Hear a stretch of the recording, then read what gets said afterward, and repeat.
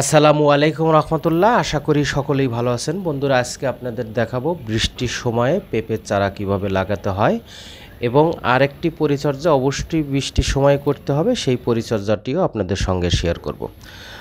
আমার একটি হাউস দেখতে পাচ্ছেন। এই হাউসটিতে পানি নিষ্কাশন ব্যবস্থা থাকা সত্ত্বেও পানি পড়ে নেই। এই অবস্থায় যদি থাকে এবং এই হাউসে যদি যে কোনো গাছ থাকে, তাহলে সেই গাছগুলো 2-1 দিনের মধ্যেই গোড়া পচন হয়ে অবশ্যই মারা যাবে। সেই জন্য আপনারা বৃষ্টির সময়ে হাউস বা টবের ফুটোগুলো ক্লিয়ার করে দিবেন, যেন খুব সহজেই পানি ঝরে পড়ে যায়।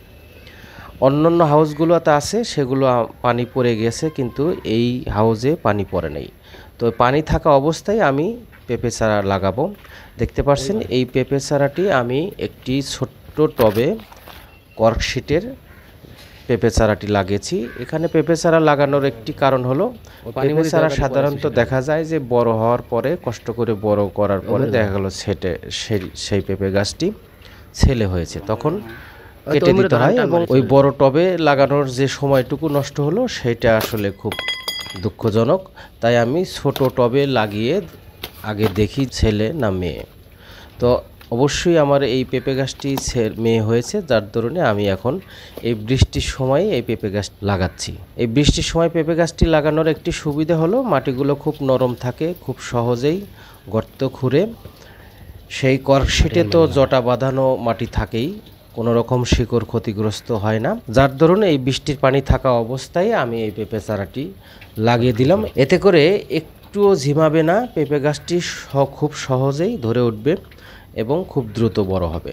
শিকড়গুলো ছোট বড় যত শিকড় রয়েছে সেগুলো কোনো ক্ষতিগ্রস্ত হবে না, খুব সহজেই নরম মাটিতে সেগুলো সরে যাবে। দেখছেন, আমি কাদা মাটিতেই পেঁপে গাছটি লাগিয়ে দিচ্ছি।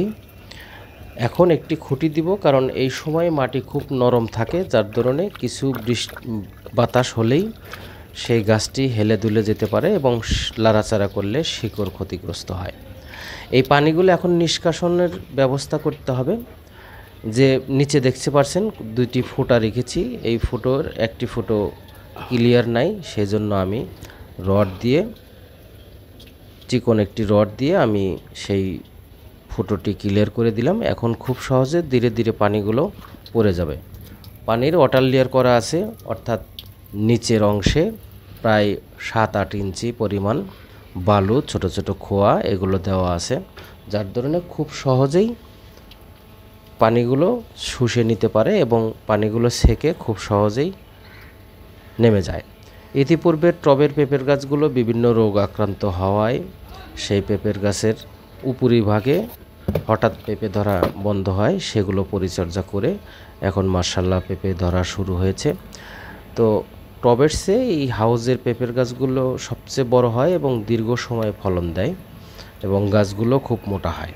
সেজন্য আমি এবার হাউজেই বেশি পেঁপের গাছ লাগানোর চেষ্টা করেছি এবং অলরেডি 3-4টা পেঁপে গাছ হয়েছে। আশা করা যায় এখান থেকে আমি বেশ ভালো ফলন পাবো। তো প্রত্যেকটি ছাদ বাগানে একটি ছেলে পেঁপে গাছও রাখা উচিত, সেজন্য আমি একটি ছেলে পেঁপে গাছ রাখবো। পাশেই ছোট আরও 2টি পেঁপে গাছ রয়েছে, সেগুলো রেখে দিব, তাহলে পরাগায়নও খুব সহজে হবে এবং তাতে ফলনও খুব ভালো হবে। তো বন্ধুরা, আমি ছাদ বাগানের বিভিন্ন পরামর্শমূলক ভিডিও আপনাদের সঙ্গে শেয়ার করি। যদি আপনাদের কোনো মতামত এবং ভালো লাগে তাহলে আমাকে কমেন্ট করে জানাতে পারেন এবং বেশি বেশি ভিডিওগুলো শেয়ার করবেন, যেন সকলে দেখে উপকৃত হয়। এখনও যারা সাবস্ক্রাইব করেননি, অবশ্যই আমার চ্যানেলটি সাবস্ক্রাইব করে আমার সঙ্গেই থাকবেন। ধন্যবাদ সকলকে, ভালো থাকবেন, আল্লাহ হাফেজ।